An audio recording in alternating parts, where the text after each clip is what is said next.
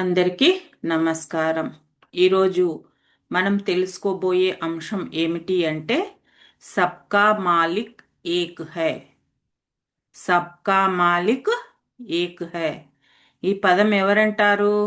షిరిడి సాయిబాబా అంటాడు. సబ్కా మాలిక్ ఏక్ హై అని. ఈ వాక్యం ఆయన ఎల్లప్పుడూ, ఒక్క క్షణం కాదు, ఎల్లప్పుడూ పలుకుతూ ఉండేవాడు. మరి మహానుభావులు ఏ విషయం చెప్పినా దాంట్లో చాలా అర్థము, అంతరార్థము కలిగి ఉంటాయి. ఊరికే చెప్పరు ఎవరు కూడా.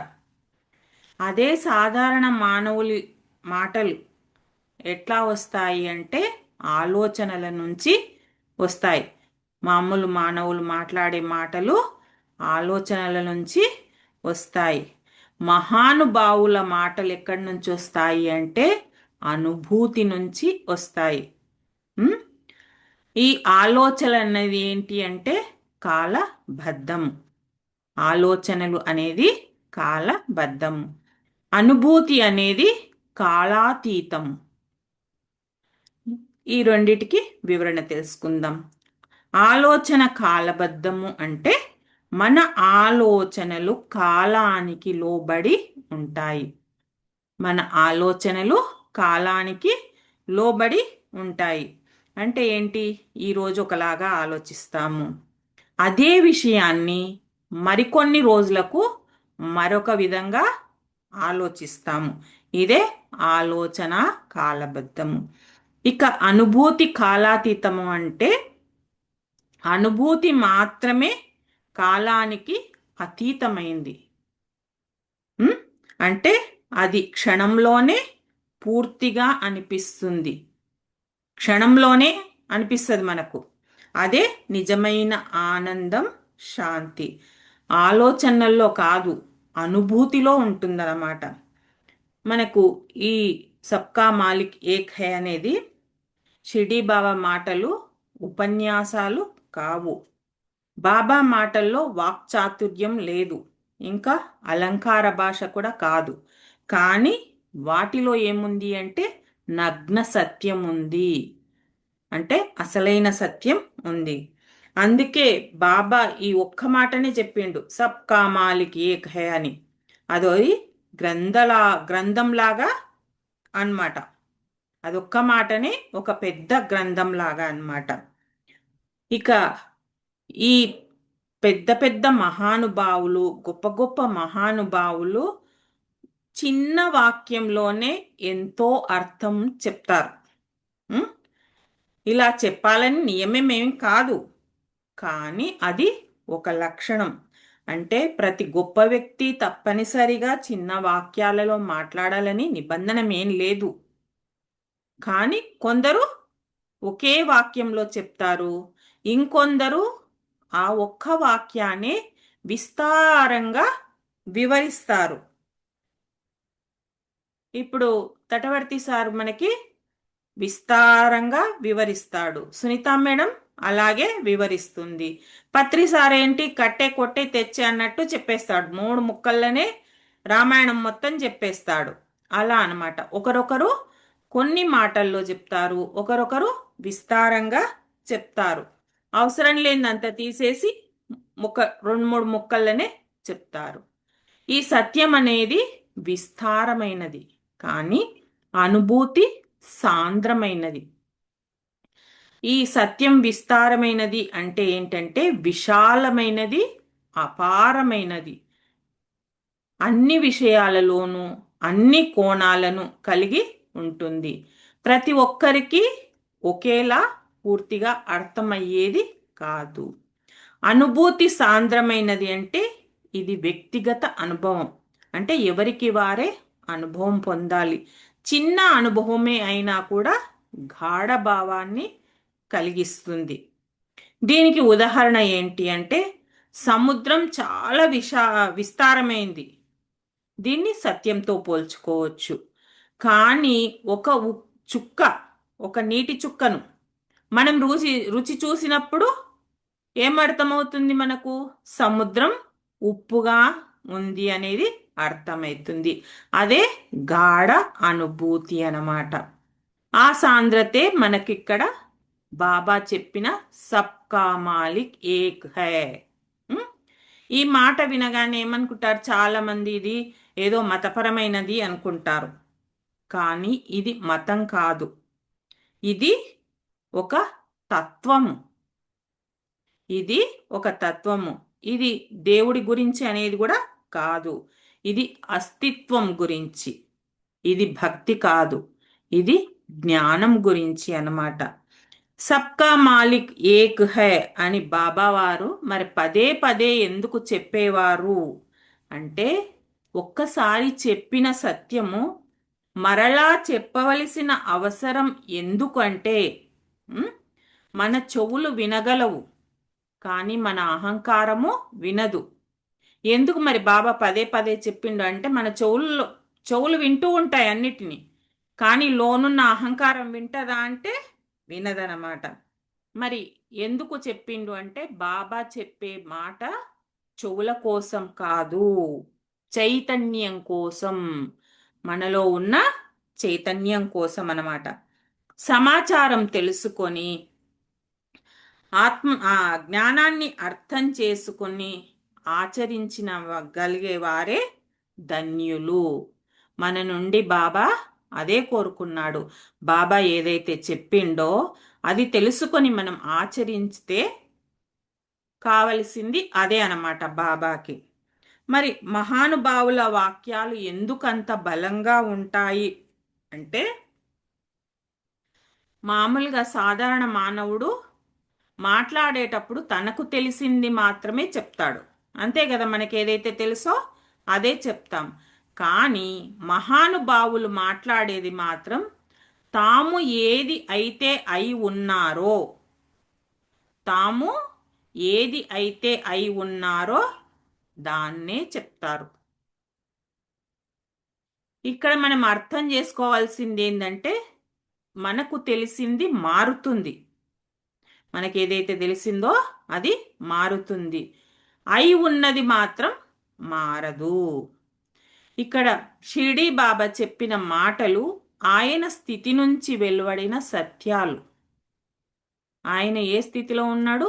భగవంతుని స్థితిలో ఉన్నాడనమాట.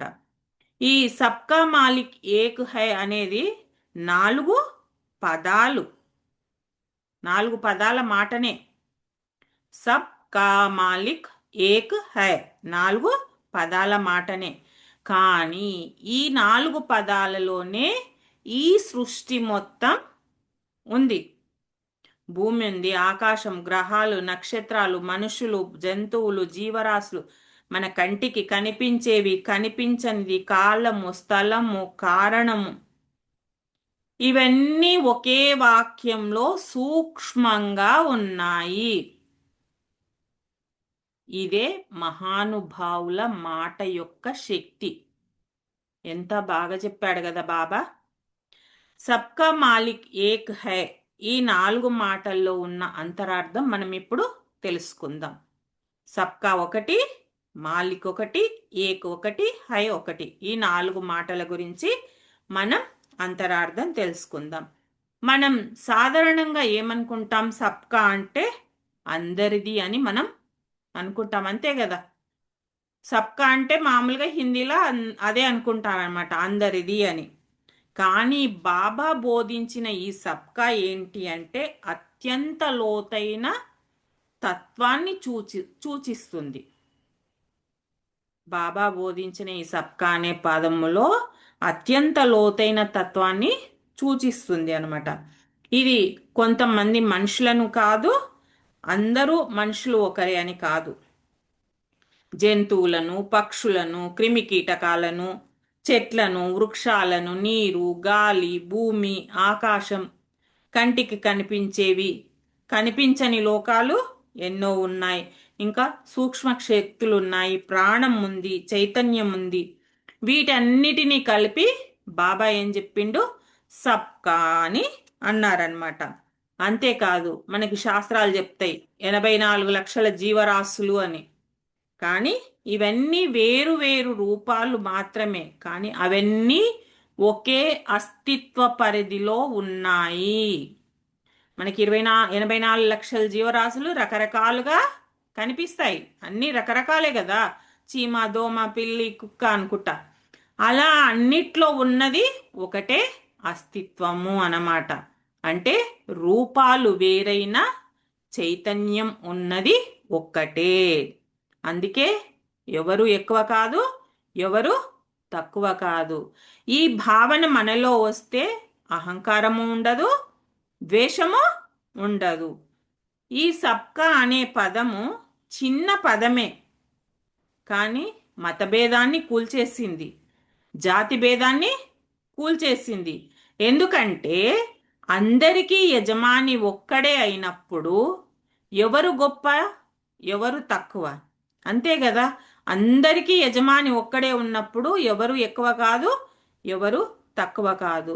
కానీ మామూలుగా సాధారణ మానవుడు ఏమనుకుంటాడంటే ఈ ప్రపంచమే తన కోసం ఉంది అనుకుంటాడు. ఈ ప్రపంచం తన కోసం ఉంది అని భావిస్తాడు. కానీ మానవుడు సృష్టిలో ఒక భాగం మాత్రమే. ఇంత పెద్ద సృష్టిలో మానవుడు ఒక భాగం మాత్రమే. కానీ ఏమనుకుంటాడు, ఈ సృష్టే నా కోసం ఉంది అని అనుకుంటాడు. ఈ సత్యాన్ని అంగీకరించడం కష్టం. తాను ఒక భాగం అనేది అనుకోవడం కష్టం. ఎందుకు అంటే అహంకారం. అంతా నాదే అనుకుంటాడు, కానీ నేను ఒక భాగాన్ని ఇంత చిన్న అనుకుంటాడా? అనుకోడు. అది అహంకారం అన్నమాట. బాబా ఇంకా ఏం చెప్పాడంటే ఈ సృష్టిలో చరాలున్నాయి, అచరాలున్నాయి అని చెప్పాడు. చరాలు అంటే కదిలేవి, అచరాలు అంటే కదలనివి. మనిషి సాధారణంగా ఏం చేస్తాడు, ఈ చరాలకు అంటే కదిలే వాటికే ప్రాముఖ్యతను ఇస్తాడు. కానీ బాబా దృష్టిలో ఏంటి తెలుసా, ఆ రెండూ సమానమే, చరాలు అచరాలు. ఎందుకంటే అన్నిటికీ యజమాని ఒక్కడే అన్నమాట. ఇంకా బాబా జడము మరి చైతన్యం గురించి కూడా చెప్పాడు. జడము అంటే చైతన్యము లేనట్టు కనిపించేది, అంటే దాంట్లో చలనం అనేది ఉండదన్నమాట. ఇంకా చైతన్యము అంటే ఏంటి అంటే జీవన స్పందన ఉన్నది, అంటే ప్రాణం ఉన్నది అన్నమాట. మన అజ్ఞానం వల్ల మనం ఏమనుకుంటాం, రెండు వేరువేరుగానే చూస్తాం. కానీ బాబా తత్వంలో ఏంటి, జడము చైతన్యము ఒకే మూలం నుంచి వచ్చినవే. అన్నీ ఒక మూలం నుంచే వచ్చాయి. కానీ ఈ మానవుడు మాత్రం అలా వేరు అనుకుంటాడు. ఇంకా మన కంటి చూపు చాలా పరిమితం, అంతే కదా, పరిమితమే. మనకు కనిపించేది ఏంటి, ఈ భౌతిక ప్రపంచం మాత్రమే కనిపిస్తుంది. కానీ కనిపించని లోకాలు ఎన్నో ఉన్నాయి. మనకు తెలుసు కదా, 14 లోకాలని. ఆ లోకాలన్నీ మనం చూస్తామా, మన భూలోకం తప్ప మనకి ఏ లోకము తెలియదన్నమాట.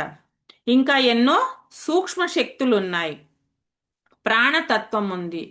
ఒక్క పదంలో చెప్పుకోవాలి అంటే సబ్కా అంటే ఈ అన్నిటిని కలిపి ఒకే పదంగా సబ్కా. ఇది బయట లేదు, విడిగా కూడా లేదు.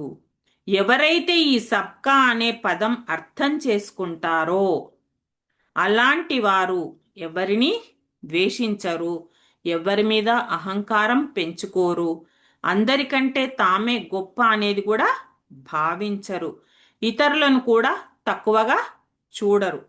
ప్రతి జీవిని కూడా దైవ స్వరూపంగా చూడగలిగిన రోజున మాత్రమే ఈ సబ్కా అనేది అర్థమవుతుంది, అదే జీవితం అవుతుంది.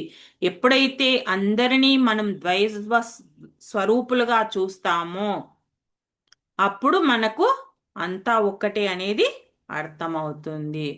ఇప్పుడు సబ్కా వరకు తెలుసుకున్నాం. ఇప్పుడు మాలిక్ అంటే ఏమిటో తెలుసుకుందాం. ఇంకా మాలిక్ అంటే మనం ఏమనుకుంటాము, సాధారణంగా యజమాని అని అనుకుంటాం. హిందీలో మాలిక్ అంటే తెలుగులో యజమాని అని అర్థం అన్నమాట. మనం దీన్ని ఏమనుకుంటాం, ఇల్లు ఎవడైతే కట్టుకున్నాడో వాడు ఆ ఇంటికి యజమాని, అంతే కదా. ఆ ఇల్లుగల్లోలమ్మ, ఆ ఇంటి యజమానమ్మ అని చెప్తాడు.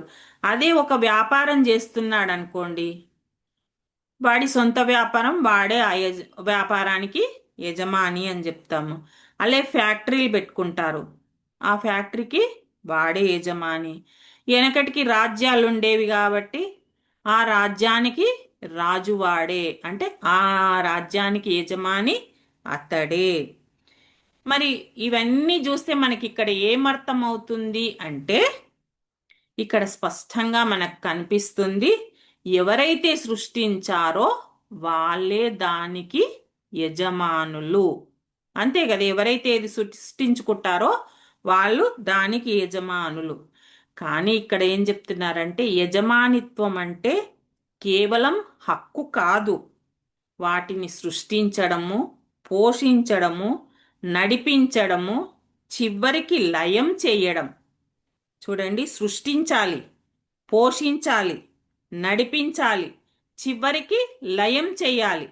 ఈ 4 శక్తులు ఎవరి దగ్గర అయితే ఉన్నాయో వారే నిజమైన మాలిక్. అర్థమైందా?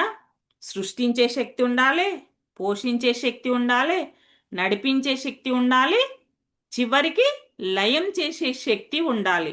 ఈ 4 శక్తులున్నవారే మాలిక్ అన్నమాట. మనిషి మామూలుగా ఏమనుకుంటాడు, అన్నిటికీ తానే యజమాని అని అనుకుంటాడు. చూడండి, అంటే నా ఇల్లు, నా కుటుంబం, నా ఊరు, నా పేరు, నా డబ్బు, ఇవన్నీ అనుకుంటాడు. కానీ నిజానికి చూస్తే మరి అవన్నీ సృష్టిస్తాడా మానవుడు? ఉం? అతడు ప్రాణాన్ని ఇవ్వగలడా? కాలాన్ని నియంత్రించగలడా? ఏదైనా చేయగలడా? అందువల్ల ఏది చెయ్యలేడు కాబట్టి అతను యజమాని కాదు. మరి ఏంటి అంటే కేవలం సంరక్షకుడు. సంరక్షకుడు అంటే తెలుసు కదా, కాపలాదారుడు అన్నట్టు. మరి ఈ అఖిల బ్రహ్మాండాన్ని ఎవరు సృష్టించారు? భూమిని ఎవరు సృష్టించారు? ఆకాశాన్ని ఎవరు విస్తరించారు? గ్రహాల గమనాన్ని ఎవరు నియంత్రిస్తున్నారు? జీవుల యొక్క చావు పుట్టుకలను ఎవరు నడిపిస్తున్నారు? ఇవన్నీ ప్రశ్నలే కదా మనకి. మరి ఈ ప్రశ్నలన్నిటికీ ఒకే ఒక సమాధానం ఏమిటంటే, అతను ఒక్కడే, అతనే మాలిక్. ఆయనకొక్కడికే ఉంది, ఇక ఎవరి నుంచి కాదు అన్నమాట. మరి ఇంకా చాలా మంది అనుకుంటారు, నేను దీనికి యజమాని, దానికి యజమాని. లోకంలో ఒక వస్తువుకు చాలా మంది యజమానులు ఉండవచ్చు. ఇప్పుడు మనం ఒక ఫ్యాక్టరీ నిర్మించాలి, పెద్ద పెద్ద ఫ్యాక్టరీలు అంటే ఏమనుకుంటారు, 4-5 కలిసి పార్ట్నర్షిప్లో నిర్మిస్తారు.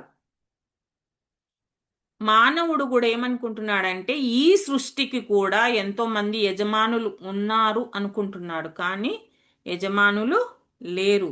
ఎందుకంటే ఈ సృష్టి సామూహికంగా తయారైంది కాదు, ఇది పరమాత్మ సంకల్ప ఫలితం మాత్రమే.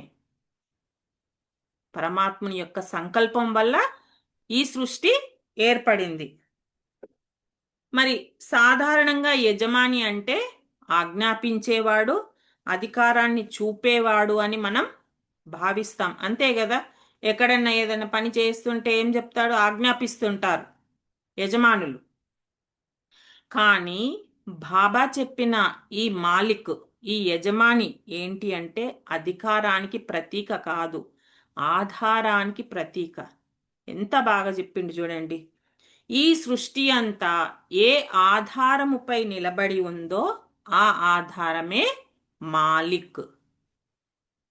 మరి నిజమైన యజమాని తత్వానికి ఏముంటాయంటే 3 లక్షణాలు ఉంటాయి. ఎవరైతే నిజమైన యజమానిత్వం ఉంటుందో, మరి ఏంటి అవంటే సృష్టించగలగడం, పోషించగలగడం, లయం చేయగలగడం.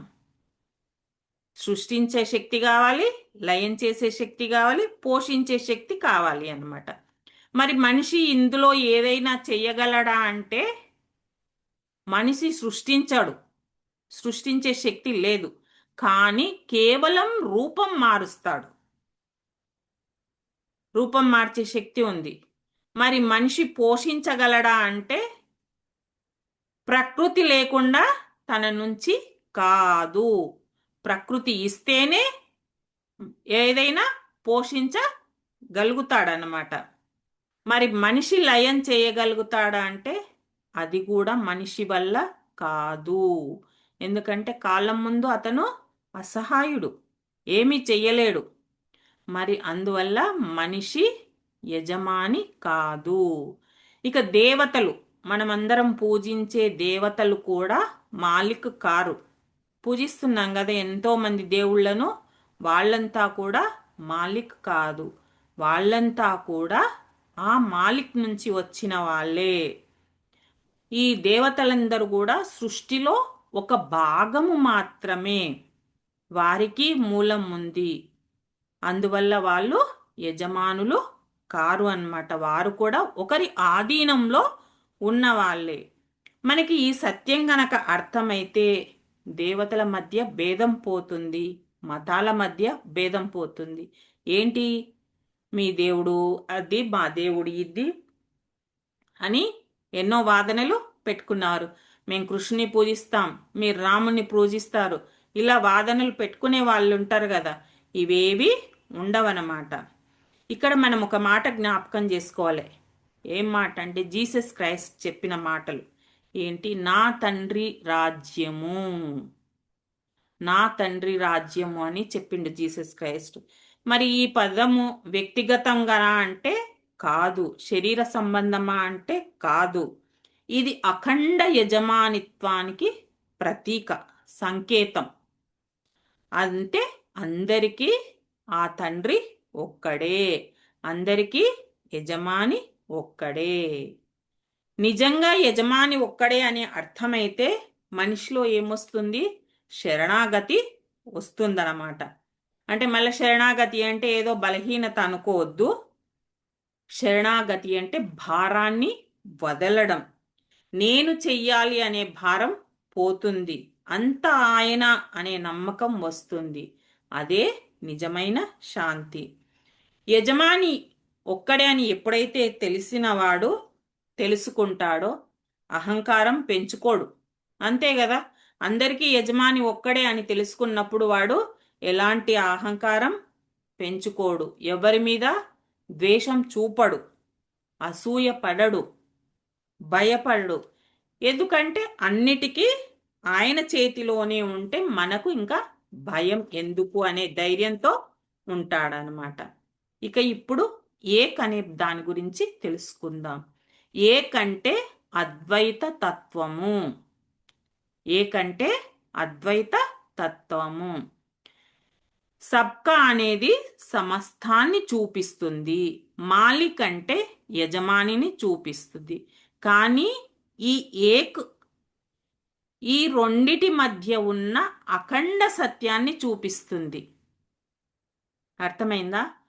సబ్కా అనేది సమస్తాన్ని అంటే ఈ సృష్టి మొత్తాన్ని చూపిస్తుంది, మాలిక్ అనేది యజమానిని చూపిస్తుంది. కానీ ఈ ఏక్ అనేది అఖండ సత్యాన్ని చూపిస్తుంది. యజమాని ఒక్కడే కాదు, ఉన్నది కూడా ఒక్కటే. ఇక్కడ ఏక్ అంటే మామూలుగా ఏమనుకుంటారు, ఒకటి అని అనుకుంటారు, సంఖ్య అనుకుంటారు. కాదు, సంఖ్య కాదు. రెండవది లేనే లేదు, విభజన అనేది కూడా లేదు, భాగాలనేది లేదు, ఉన్నది అంతా ఒక్కటే. అదే అద్వైతము. కానీ మనిషి చూసేదేంటి, విభిన్న రూపాలు. మనిషి అనుకునేది వేరువేరు అస్తిత్వాలు, కానీ రూపాలు వేరైనా మూలం ఒక్కటే. ఇప్పుడు మన మనుషులం ఎన్నో రకాలుగా ఉన్నాం, మనలో ఉన్న మూలం ఒక్కటే, ఆత్మ చైతన్యం. అలా అనమాట. దీనికి మీకు ఇంకా ఉదాహరణ చెప్పడానికి మనం నీరు చూస్తాం కదా, అదేంటి మంచులా తయారవుతుంది, ఆవిరి రూపంలో వెళ్తుంది, వర్షంలా వస్తుంది. మరి ఇన్ని రూపాలుగా రూపాంతరం చెందిన మరి ఏమైనా టేస్ట్ మారుతుందా? సారం ఒక్కటే కదా. అలా వేరు వేరు అయినా కూడా మనలో ఉన్న ఆ చైతన్యం ఒకటే. నేను, నువ్వు, అది, ఈ మూడు మాటలే భేదానికి మూలం. ఎందుకు మనిషి ఇట్లా అంటే నువ్వు, నేను, అది ఇలాంటి ఈ మూడు మాటలే ఈ భేదానికి మూలం. మరి ఈ భేదం ఎక్కడుంటుంది అంటే మనసులో మాత్రమే ఉంటుంది, అస్తిత్వంలో లేదనమాట. అందుకే బాబా ఏకని చెప్పడం జరిగింది. అనేకంగా కనిపించడం సహజమే, కానీ అనేకమే నిజమనుకోవడం అజ్ఞానం. అంటే ఈ సృష్టిలో ఎన్నో కనిపిస్తుంటాయి కదా, అవన్నీ అనేకము నిజము, ఇవే నిజము అనుకోవడం మనలో ఉన్న అజ్ఞానం అన్నమాట. అనేక అనేకత్వము అనేది అనుభవం. అన్ని చూడడం మనకు అదొక అనుభవం, కానీ ఏకత్వం అనేది సత్యం. ఇప్పుడు మనుషులం వేరువేరుగా ఉన్నాము, ఇది అనేకత్వం. మనలో ఉన్న ఆత్మ చైతన్యం ఏంటి? సత్యం, అది ఏకత్వం అన్నమాట. ఈ తేడా అర్థమైతే మన జీవితం మారుతుంది అన్నమాట. ఇంకా చాలామంది అద్వైతం అంటే దేవుడు ఒక్కడే అని అనుకుంటారు, కానీ కాదు. అద్వైతం అంటేనే దేవుడు మాత్రమే ఉన్నాడు. దేవుడు మాత్రమే అంటే మళ్ళీ ఇక్కడ వేరేలా అర్థం చేసుకోకండి. నీవు వేరు కాదు, నేను వేరు కాదు, ప్రపంచం వేరు కాదు, ఉన్నది మొత్తం ఒక్కటే, అదే ఆయన, అదే అద్వైతం. మనకి ఇది గనక బాగా అర్థమైతే మనం ఏ పుస్తకాలు చదవాల్సిన అవసరం లేదు, ఏవి చేయాల్సిన అవసరం లేదు. ఉన్నది ఒక్కడే ఆ భగవంతుడు అని మనకు అర్థమైనప్పుడు ఏది అవసరం ఉండదు. కానీ మనం ఏం చేస్తున్నాం? భగవంతుడు ఎక్కడో ఉన్నాడు అని వెతుకుతున్నాం, అంతే కదా. ఈ ధ్యాన మార్గంలోకి రానంత వరకు ఆ భగవంతుడు ఎక్కడున్నాడనే వెతుకుతున్నాం, గుళ్ళల్లో, తీర్థయాత్రలు, అటు ఇటు అని. కానీ అద్వైతం ఏం చెప్తుంది అంటే నువ్వే అది, అంటే నువ్వే ఆ భగవంతుడు, అది వేరు కాదు నీ నుంచి. అంటే ఆ భగవంతుడు నీ నుంచి వేరు కాదు, నువ్వు భగవంతుడి నుంచి వేరు కాదు. ఈ అనుభూతి మనకి ఎప్పుడైతే కలుగుతుందో భయం అనేది శాశ్వతంగా వెళ్ళిపోతుంది మన నుంచి. రెండు ఉన్నాయనే భావం, నేను వేరు భగవంతుడు వేరు అనే భావం ఉన్నంత వరకు మనం బంధనంలో ఉంటాం. ఒక్కటే అని తెలిసిన రోజు మనకు ముక్తి. ఆ దేవుడు మనము ఒక్కటే అని తెలిసిన రోజు మనకు ముక్తి అన్నమాట. ఇదే బాబా చూపించిన సత్యం అన్నమాట. భక్తి మార్గమైన, జ్ఞాన మార్గమైన చివరికి చేరేది ఏంటి అంటే ఏకత్వానికే. భక్తుడు ఏమంటాడు? నువ్వే అంతా అంటాడు. జ్ఞాని ఏమంటాడు? అంతా ఒక్కటే అంటాడు. అంటే పదాలు వేరి అయినా అనుభూతి ఒక్కటే అన్నమాట. అంటే ఈ సృష్టిలో అనేక రూపాలు మనకు కనిపిస్తాయి, అనేక పేర్లు వినిపిస్తాయి. రూపం మారుతుంది, పేరు మారుతుంది, కానీ సారం మాత్రం మారదు. చూడండి, మట్టితో కుండలు, రకరకాల కుండలు తయారు చేస్తాం, ఇల్లు కట్టుకుంటారు, ఇంకా ఎన్నో చేస్తారు. కానీ మట్టి మట్టిగానే ఉంటుంది. అలాగే ఎన్ని రూపాలు ఎన్ని వేరైనా ఉన్నది ఆ భగవంతుడే. అందుకే జీవుల రూపాలు మారుతాయి, కానీ సత్యం అనేది ఎప్పటికీ మారదు. మరి ఈ నేను ఉన్నాను అనే భావం ఎలా పుడుతుంది అంటే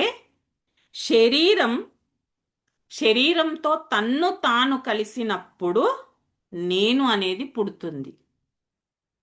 శరీరంతో తన్ను తాను కలిసినప్పుడు నేను అనేది పుడుతుంది. అంటే ఈ శరీరమే నేను అని భావించడం, మనకు అదే ఉంది కదా, నేనే ఈ శరీరాన్ని అనే భావన మనకు ఉంది. నేనే పురుషుణ్ణి, నేనే స్త్రీని, నేనే అందంగా ఉన్నా, ఇంకా ఇలా ఎన్నో అన్నమాట. ఇవన్నీ ఏంటి అంటే శరీరానికి సంబంధించిన లక్షణాలు ఇవన్నీ కూడా. మరి ఈ శరీరం ఇదే నేను అని భావించడం వల్ల నేను అనే భావం పుడుతుంది, అంతే కదా. ఈ శరీరం నేను అనే భావన మనకున్నప్పుడు అదే శరీరమే నేను అనుకోవడం అనిపిస్తుంది అనమాట. ఇక మనస్సుతో తన్ను తాను కలిసినప్పుడు అహంకారం పుడుతుంది. అహంకారం ఎలా పుడుతుంది అంటే మనస్సుతో తనను తాను కలిసినప్పుడు, అంటే నేను, నా ఆలోచనలు, నా భావాలే, నా అభిప్రాయాలే అని భావించడం వల్ల.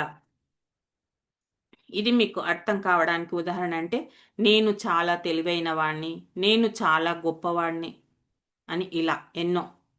అంటే ఇక్కడ ఏంటి అంటే శరీరము మనసుతో కలిస్తే అహంకారం పుడుతుంది. శరీరము మనసుతో కలిసినప్పుడు అహంకారం పుడుతుంది. ఇంకా ఏకత్వం ఎలా పుడుతుంది అంటే చైతన్యంతో తన్ను తాను కలిసినప్పుడు ఏకత్వం పుడుతుంది. అంటే నేను శరీరం కాదు, నేను మనసు కాదు, నేను వీటిని గమనిస్తున్న చైతన్యాన్ని అని తెలుసుకోవడం. నేను వీటిని గమనిస్తున్న చైతన్యాన్ని అని తెలుసుకోవడం. ఇక్కడ ఏంటి ఉదాహరణ అంటే శరీరం నొప్పి పుడుతుంది అనుకోండి, అంటే అప్పుడు ఏం చేస్తాం? గమనిస్తాం. నువ్వు గమనిస్తున్నావు. మనసులో ఆలోచన వస్తుంది, ఏమని? ఇక్కడ నొప్పి వస్తుంది అనే ఆలోచన మనకు వస్తుంది. అప్పుడు ప్రశ్న ఏమిటి అంటే గమనిస్తున్నది ఎవరు అనే ప్రశ్న మనం వేసుకోవాలి. ఆ గమనించేవాడెవడు? మనలో ఉన్న చైతన్యమే. చైతన్యంతో మనం కలిసినప్పుడు నేను అనేది కరుగుతుంది, నువ్వు అనేది కూడా కరిగిపోతుంది. భేదం అనేది ఉండదన్నమాట. ఎందుకంటే చైతన్యం అనేది వ్యక్తిగతం కాదు, అది సర్వత్రా ఒక్కటే. ఎప్పుడైతే ఒక్కటే అని తెలుస్తామో, ఎప్పుడే సర్వత్రం అంటే అంతా ఒక్కటే అని తెలుస్తామో అప్పుడే ఏకత్వం వస్తుంది. అదే అద్వైతం. మరి నేను లేకపోతే ఏమీ ఉండదా? ఈ క్వశ్చన్ వస్తుంది. నేను లేకపోతే ఏమీ ఉండదా అంటే కాదు. నేను అనేది పోతే అసలైనది మాత్రమే మిగులుతుంది. అంతే కదా, ఈ నేను అనే అహంకారం పోయినప్పుడు అస్సలైనదే చైతన్యమే మిగులుతుంది. అదే శాంతి, అదే ఆనందం అన్నమాట. ఈ ఏక్ అనే భావం వచ్చిన రోజున, మనకి ఎప్పుడైతే ఏక్ అనే భావం వస్తుందో నువ్వు, నేను, నాది, నీది ఇవన్నీ కరిగిపోతాయి. ఎప్పుడైతే ఇవన్నీ కరిగిపోతాయో అప్పుడు ఎవరు శత్రువులు, ఎవరు పరాయి వాళ్ళు, అంతా ఒక్కటే అనే భావం కలుగుతుంది. మరి ముక్తి అంటే ఎక్కడికో వెళ్ళడం కాదు.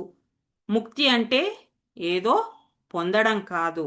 ముక్తి అంటే భేదభావం కరిగిపోవడం. అంటే నువ్వు నేను వేరు వేరు అనే భేదభావం కరిగిపోవడం. ఉన్నది ఒక్కటే అని అనుభూతి తెలిసిన రోజున అదే స్థితి ఏక్ అన్నమాట. ఈ ఏక్ అనేది అనుభూతి పొందినప్పుడు, అంటే అద్వైత స్థితి వచ్చినప్పుడు మనం ఎవరితో కూడా ఏది వాదించము, ఎవరిని ద్వేషించము, ఎవరికి కూడా భయపడము. తానే గొప్ప అని కూడా భావించడు. అప్పుడేంది? నిశ్శబ్దంగా ఉంటాడు. అతని నిశ్శబ్దమే అతనికి బోధ అవుతుంది. మరణ భయం అనేది ఉండదు. జీవితం భారంగా కూడా అనిపించదు. ఎందుకంటే నశించేది ఈ రూపం మాత్రమే అనేది తెలుసుకుంటాడు. నశించనిది ఆత్మ అనేది తెలుసుకుంటాడు. ఇంకా అప్పుడు అతనికి ఎలాంటి భయము ఉండదు. ఇక చివరిదైన నాలుగోది ఏంటి? హై. హై అనే పదం గురించి మనం ఇప్పుడు తెలుసుకుందాం. ఈ హై అనే పదం చాలా చిన్న పదం. అంటే ఆ నాలుగిట్లో ఇది ఇంకా చిన్న పదం అన్నమాట. కానీ ఇది అనంత భావం. ఈ హై అనేది ఉంటే మనం మామూలుగా సాధారణంగా ఏమనుకుంటాం? ఈ హై అనే దానికి హిందీలో హై అంటే ఉంది అని అర్థం. మామూలుగా అందరం అనుకునేది అదే అనుకుంటాం. కానీ బాబా చెప్పిన ఈ వాక్యంలో ఈ హై అనే పదానికి అస్తిత్వానికే ప్రకటన. అంటే ఉన్నది ఉన్నట్టు ఉంది, లేనిది లేదు అని అర్థం. ఇది కాలానికి అతీతమైన సత్యం అన్నమాట. కానీ మనిషి ఏమనుకుంటాడు అంటే ఏది పుడుతుంది, ఏదో నశిస్తుంది అని. కానీ పుట్టేదేంది? రూపం. నశించేది కూడా రూపమే. పుడుతుంది, నశిస్తుంది ఇది. కానీ ఉన్నది మాత్రం ఎప్పటికీ ఉంటుంది. అదే హై. మరి సత్యము ఎల్లప్పుడూ ఉంటుంది. అంటే గతంలో ఉంది, వర్తమానంలో ఉంది, భవిష్యత్తులో ఉంది కదా.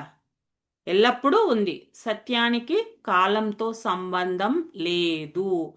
కానీ సత్యానికి కాలంతో సంబంధం ఉంది అనుకున్నామంటే అది మన యొక్క అజ్ఞానమే. అందుకే బాబా హై అన్నారు.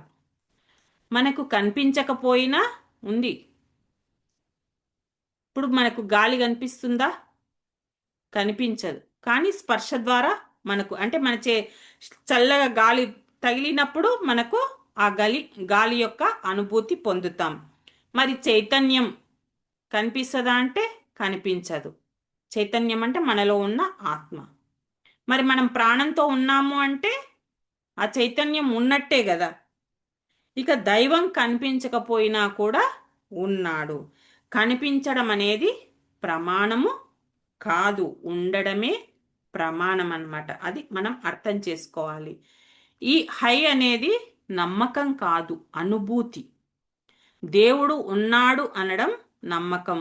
ఉన్నదే దేవుడు అని అనుభూతి రావడం జ్ఞానం. చూడండి ఎంత బాగా చెప్పిండు.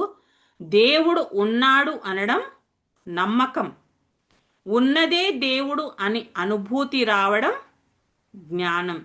మరి ఈ తేడా అర్థమైతే మనకు ఏ మతాలు అవసరం లేదు. హాయ్. శ్వాసతో అనుసంధానం అంటే శ్వాస జరుగుతుంది అని గమనించడం, ఉంది అని అనుభూతి చెందడం. మనకు శ్వాసతో అనుసంధానం అవుతున్నాం రోజు. అది గమనించడం, అది అనుభూతి చెందడమే ఈ హై అన్నమాట. మరి శ్వాస ప్రతి క్షణం మనకు చెప్తుంది నేనున్నాను, నేనున్నాను. మనం తీసుకుంటున్నాం కదా, చెప్తుంది మనకి. శ్వాసను గమనిస్తే అస్తిత్వము అనుభూతి అవుతుంది. అందుకే బాబా మనకేం చెప్పాడు? శ్వాస మీద ధ్యాస ధ్యానం చెప్పారు. శ్వాసను గమనిస్తూ ఉంటే ఏమవుతుంది? మనలో ఉన్న ఆలోచనలన్నీ తగ్గుతాయి. ఆలోచనలతో పాటు ఏమవుతుంది? మనలో ఉన్న అహంకారం కూడా తగ్గుతుంది. నేను అనేది, మనలో నేను అనే గర్వం ఉంటుంది కదా, అది కరిగిపోతుంది మెల్లిమెల్లిగా. అప్పుడు ఏం మిగులుతుంది మనలో? ఈ హై అనేది ఒకటే మిగులుతుంది. అప్పుడు ఏం చేస్తాం? మనలో మనం చేసేది చూసేది అంతా కూడా ఆ దైవము, నేనే భగవంతుణ్ణి అనే భావన మనలో వచ్చినప్పుడు మనం చూసేది దైవంగానే చూస్తాము, మనని చూసేవాడు దైవంగానే చూస్తాడు, మన చూపు కూడా దైవంగానే మారుతుంది. అదే ముక్త స్థితి అన్నమాట. శ్వాస మీద ధ్యాస పెట్టి ధ్యానం చేసినప్పుడే ఇవన్నీ కూడా మనకు అర్థమవుతాయి. అదే సబ్కా మాలిక్ ఏక్ హై. Okay friends, thank you, thank you.